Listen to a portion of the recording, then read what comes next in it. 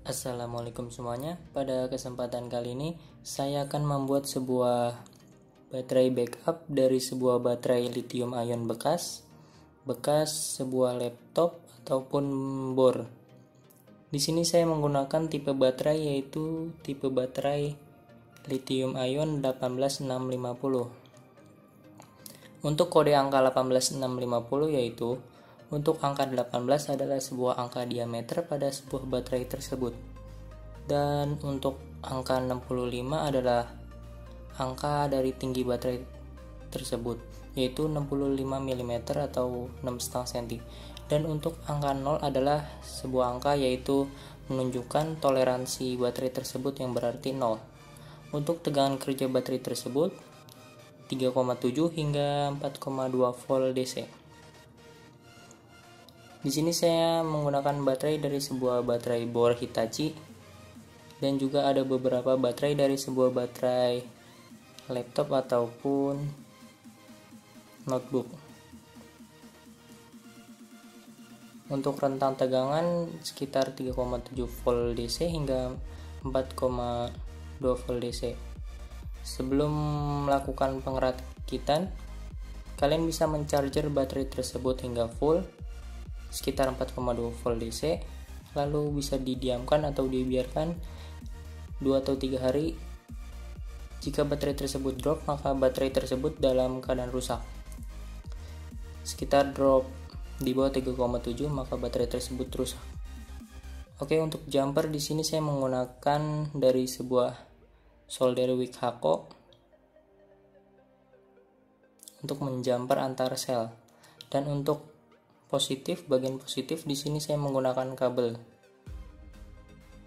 Dan untuk antar jumpernya di sini saya menambahkan sebuah selang silikon Panasonic anti panas yang bertujuan ketika panas kabel tersebut tidak akan meleleh dan mensorkan di antara kedua baterai.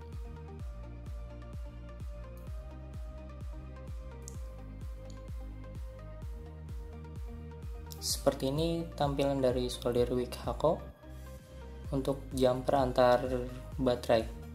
Lebih baik kalian bisa menggunakan sebuah plat nikel lalu kalian welding menggunakan alat khusus agar hasil lumayan bagus, ataupun menggunakan solder. Cara penyolderannya pun cukup mudah, bisa kalian gosok antar baterai agar mudah disolder.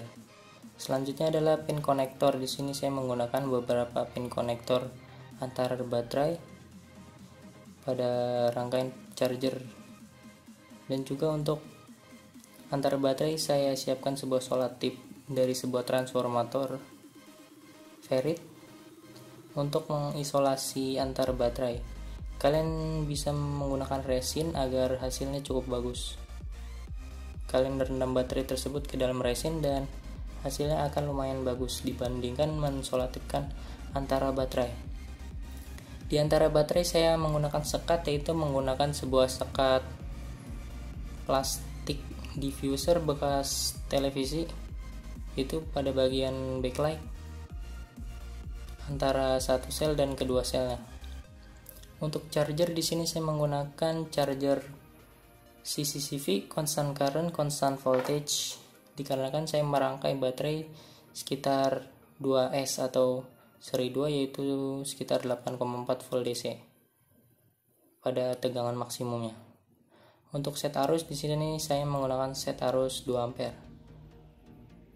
Untuk keamanan tambahan kalian bisa menambahkan sebuah BMS, baterai management system atau baterai monitoring system, agar mengamankan setiap baterai agar tidak terjadi short circuit, over voltage, under voltage, dan overload, dan juga thermal protect agar baterai tetap awet atau baterai tidak rusak atau meledos atau kebakaran. Sini sebuah BMS dari sebuah baterai HP. Di sini saya menggunakan sebuah BMS dari sebuah bor Hitachi yaitu dengan seri baterai sekitar 4S.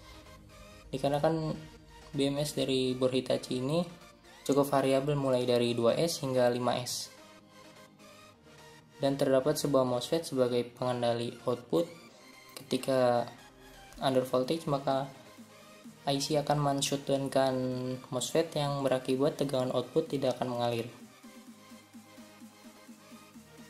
Terdapat pilihan es baterai untuk membalance antara baterai yang bertujuan untuk menyeimbangkan baterai tersebut. Ketika salah satu baterai kurang dari tegangan minimumnya, maka akan dibalance atau diseimbangkan baterai tersebut yang akan menghasilkan baterai tersebut dengan tegangan sama rata, atau bisa dibilang tegangan baterai tidak ada yang pincang. Itu fungsi tujuan BMS atau Battery Management System.